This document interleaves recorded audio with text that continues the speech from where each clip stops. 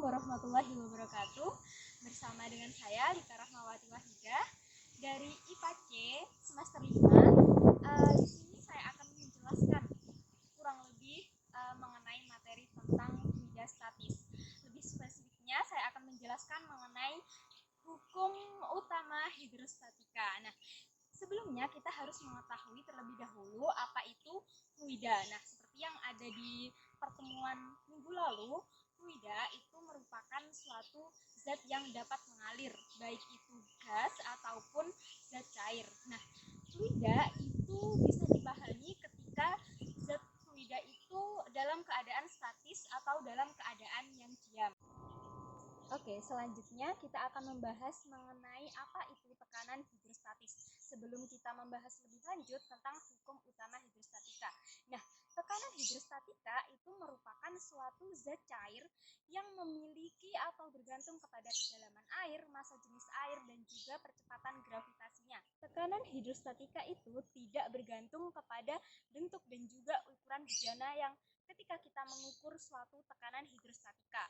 Nah, sedangkan hukum utama hidrostatika merupakan suatu titik yang terletak pada bidang datar atau bidang horizontal pada satu zat yang sama sehingga memiliki tekanan yang sama.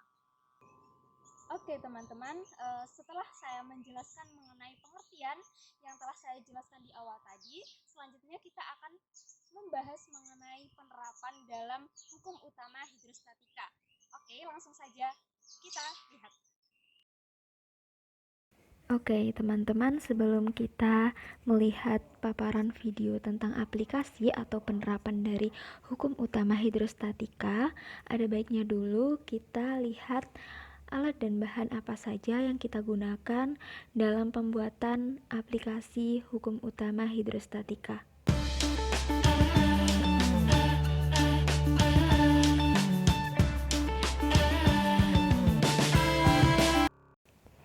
Oke, teman-teman pasti sudah melihat alat dan bahan apa saja yang kita butuhkan ketika kita membuat suatu alat untuk penerapan hukum utama hidrostatika ini. Nah, selanjutnya kita akan melihat bagaimana cara kerjanya dari alat tersebut. Oke, langsung kita lihat videonya.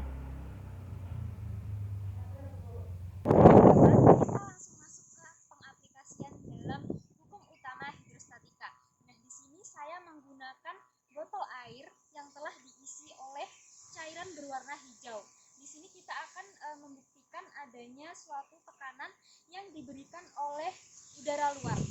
Nah, ketika gini, teman-teman coba pikirkan secara mendalam terlebih dahulu. Kira-kira ketika plester ini saya buka, yang terjadi kira-kira apa? Ini botol sudah saya lubangi dengan lubang jarum tadi. Kira-kira ketika ini saya buka, teman-teman menebaknya akan seperti apa? Apakah airnya akan keluar atau justru airnya akan terhenti begitu saja? Oke, coba dipikirkan dulu ya teman-teman. A few moments later. Teman-teman, tentu setelah saya kasih waktu untuk berpikir tadi, teman-teman sudah menemukan jawaban atas pertanyaan saya tadi. Apakah plester ini ketika saya buka akan memancarkan air atau tidak? Mari kita buktikan.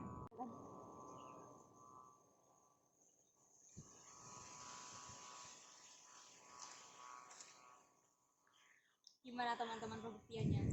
Ternyata botol ini setelah saya buka plesternya tidak memancarkan yang namanya air sama sekali. Coba kalau kita buka yang namanya tutup botol ini, apa yang akan terjadi? Nah, di sini terbukti bahwa ketika tutup botol ini terbuka, maka yang terjadi adalah air yang tadi botolnya setelah saya lubangi akan keluar air. Hal ini terjadi karena adanya tekanan udara dari luar. Nah, tekanan udara dari luar ini mendorong air yang ada di botol ini untuk masuk ke dalam dan memancarkan air tersebut. Sehingga di dalam hukum utama hidrostatika terdapat rumus yaitu P sama dengan rho GH. P itu sebagai tekanan dan rho itu sebagai tetapan, dan juga G itu merupakan adanya percepatan gravitasi, H itu ketinggian dari air. Teman-teman, nah tadi kan yang namanya rho tadi kan saya bilang ketetapan. Nah, rho itu sebenarnya adalah massa jenis air. Nah, kita coba buktikan. Ketika tutup botol ini kita pasangkan kembali atau kita tutup rapat-rapat, apa yang terjadi?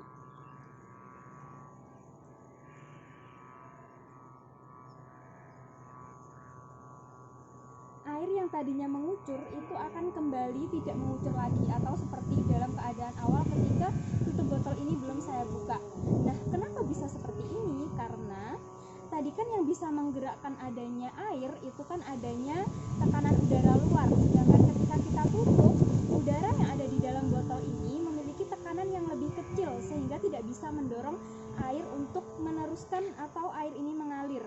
Karena tekanan di udara sudah ditutup sama ini sehingga air yang mengalir itu tidak bisa. Teman-teman, kita tadi kan sudah mencoba ketika lubang itu hanya satu berada di dasar atau hampir dasar. Nah, sekarang kita mencoba dengan 3 lubang dengan ketinggian yang berbeda-beda. Apakah yang terjadi? Mari kita lihat.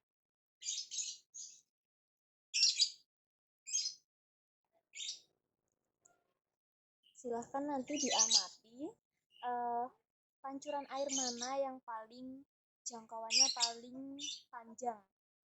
Gitu ya teman-teman. Nanti ada kaitannya dengan aplikasi hukum utama hidrostatika.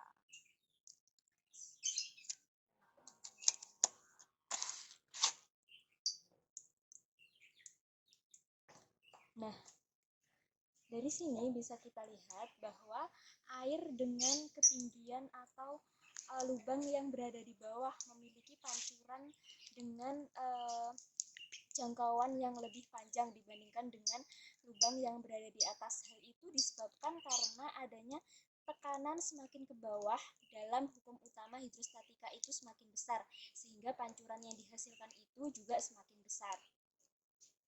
Oke teman-teman, karena tadi kita sudah melihat bagaimana aplikasi dari hukum utama hidrostatika dengan menggunakan botol air mineral, kita langsung melihat bagaimana bisa saya kemarin menyinggung mengenai rumus seperti ini. Ada rumus P sama dengan rho GH. Kita ulas terlebih dahulu dari sebenarnya hukum utama hidrostatika itu mengenai apa saja. Nah, hukum utama hidrostatika itu terkait tentang 3 hal. Yang pertama ada kedalaman zat cair atau biasa disebut H. Lalu yang kedua ada massa jenis zat cair. Yang ketiga ada percepatan gravitasi. Nah, hukum utama hidrostatika itu tidak berpengaruh atau tidak bergantung kepada bentuk atau ukuran bejana. Nah, misalnya saja di sini ada ukuran bejana dengan ukuran tegak lurus, ada yang miring, ada yang berbentuk sedikit cembung, ada yang cembung 2 seperti ini. Nah, mengapa dikatakan bahwa hukum utama hidrostatika itu tidak bergantung kepada bentuk dari ukuran bejana? Itu dikarenakan ketika bejana ini diberikan oleh zat cair seperti ini, biru ini kita anggap sebagai benda cair atau zat cair, ini akan menghasilkan atau ketinggian air yang sama pula. Bisa dilihat teman-teman, jadi di sini ketika diisikan oleh air, ini akan memiliki tinggi yang sama pula. Itu yang dinamakan hukum utama hidrostatis itu tidak bergantung kepada bentuk bejana.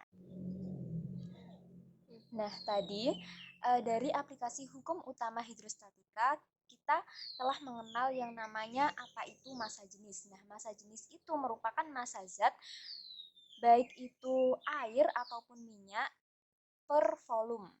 Nah, rumusnya itu seperti ini, seperti huruf P, ini namanya rho sama dengan M per V. M-nya ini sebagai massa zat tadi dan V-nya ini sebagai volume. Nah, kita membahas kaitannya massa jenis dengan tekanan.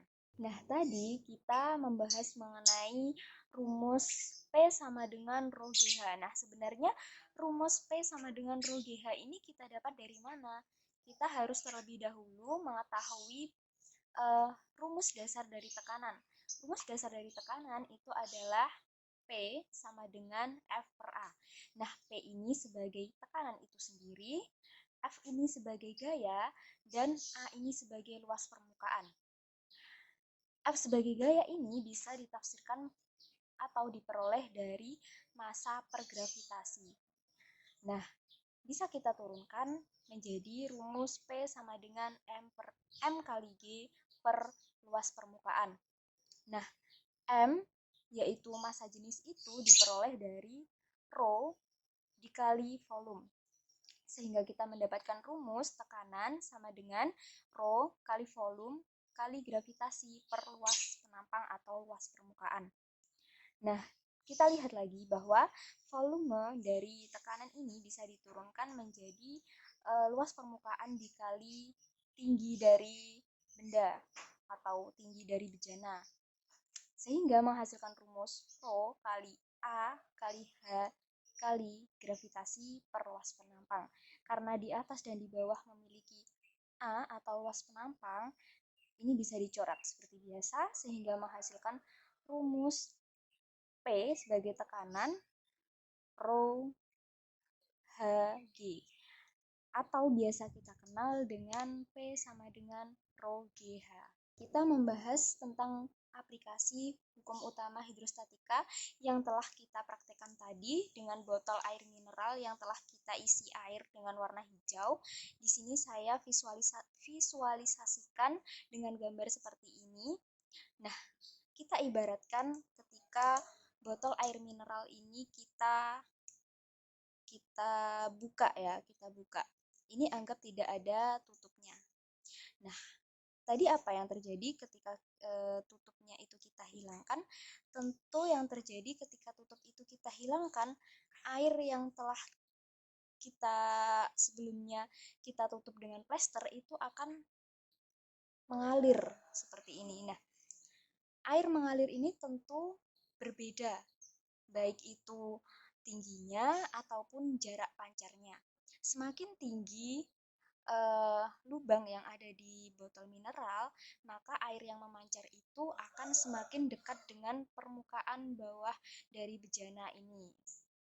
Nah, apa sih hubungannya? Kenapa bisa seperti itu? Karena dalam botol air mineral itu memiliki tekanan yang berbeda-beda dalam ketinggian yang berbeda-beda pula. Nah, yang disebut H itu kan sebagai tinggi. Nah, tinggi itu diukur dari permukaan dari botol air mineral. Dari sini ya, teman-teman. Ini yang dinamakan tinggi itu ini. Nah, apa sih ini PO? PO atau P0 itu merupakan tekanan udara luar. Tekanan udara luar itu besarnya adalah 1 atm atau sama dengan 10 pangkat 5 atmosfer atau biasa disebut atau dibilang 10 pangkat 5 Newton per meter kuadrat. Karena tadi kita menggunakan praktikum berupa botol yang terbuka dan botol yang tertutup, tentu memiliki tekanan yang berbeda pula atau tekanan dengan cara mengukur yang berbeda pula. Ketika tekanan pada udara terbuka atau botolnya ini dibuka, itu kan ada yang namanya P0 atau udara luar, sehingga kita menggunakan rumus P sama dengan P0 plus rho kali G dikali H. Nah, di sini ada visualisasi botol mineral itu. Ketika botol mineral itu kita lubangi sejajar atau memiliki tinggi lubang yang sama, maka pancaran air yang akan dikeluarkan itu memiliki tekanan yang sama pula karena titik lubangnya itu tingginya sama begitu. Pada percobaan yang telah dilakukan dalam sebuah bejana yang telah diisi oleh dua jenis zat cair yaitu air dan minyak. Nah, ketika dilakukan percobaan ternyata ketika keduanya diisi namun dengan volume yang berbeda, maka minyak itu memiliki ketinggian yang lebih. Hal ini disebabkan karena massa jenis minyak yang lebih berat dibandingkan dengan massa jenis air, sehingga tingginya dari kedua zat cair tersebut juga berbeda meskipun dalam satu bejana yang sama. Oke teman-teman, semoga dari praktikum atau praktek yang telah saya praktekkan tadi, semoga bisa memahamkan konsep hukum utama hidrostatika kepada kalian semua. Semoga videonya bermanfaat dan semoga kalian tambah semangat dalam belajarnya. Terima kasih teman-teman. Wassalamualaikum warahmatullahi wabarakatuh.